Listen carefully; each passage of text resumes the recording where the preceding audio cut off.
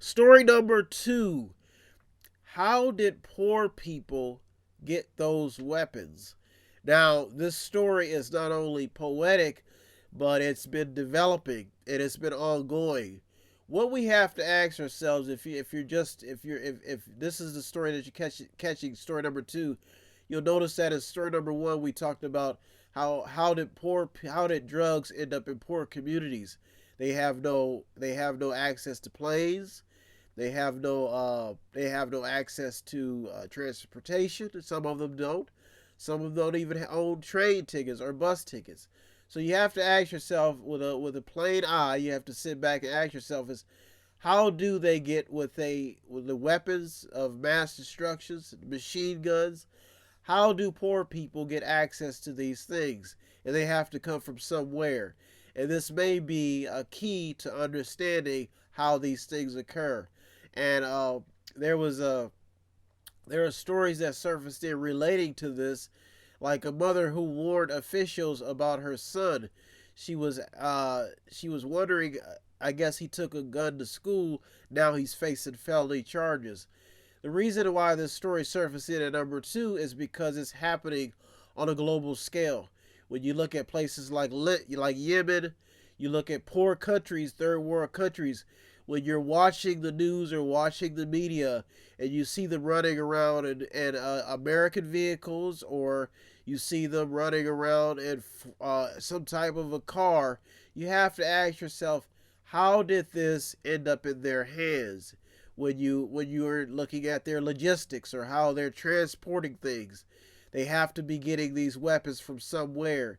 And that's why story number 2 crept its way into the top 8, because when you're in mediation and you're trying to figure out what stories are going to be beneficial to the masses, you have to look at the facts. It's almost like saying, who cooked the bread and the pew, and how did they end up in the first pews? Obviously somebody had to buy the bread, somebody had to have money, somebody had to either, or somebody baked the bread. These are just common sense things to look at, and you have to wonder yourself, okay, how are they feeding the masses? Well, obviously somebody had to invest in their knowledge and inside the church. Somebody had to take a collection. These are things that happen just and when you're looking at the big picture. So when you look at the big picture on the battlefield and in any community, you have to ask yourself is, how do poor people get access to certain things? So they have to get funding from somewhere. The money has to come from somewhere.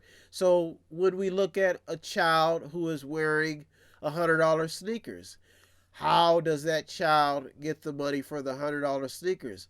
And their mother does not have a job, or their mother may be getting money from somewhere.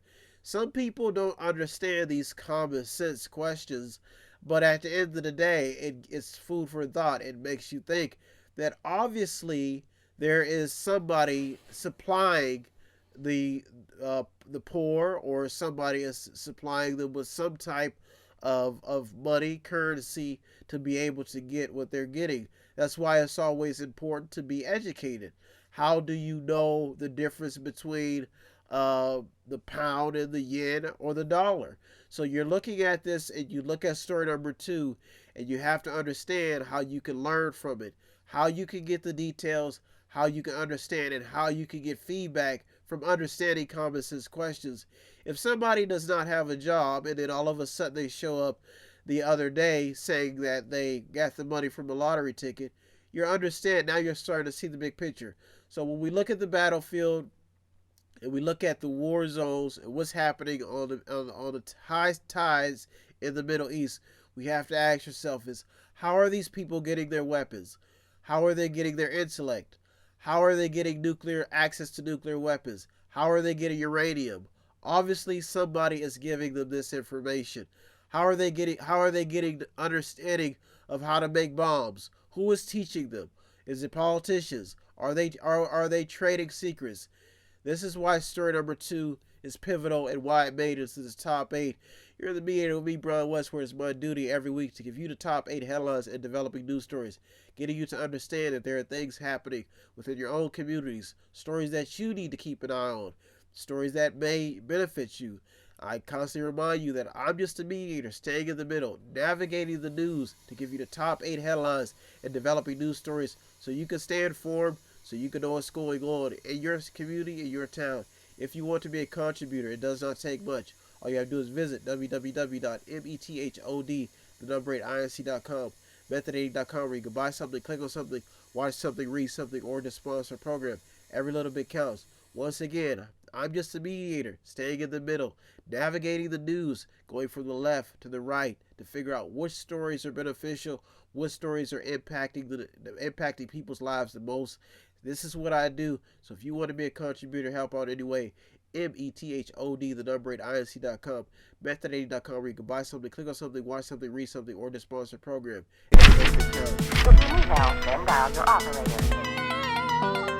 Have no fear, fellow citizens. The Mediator is here.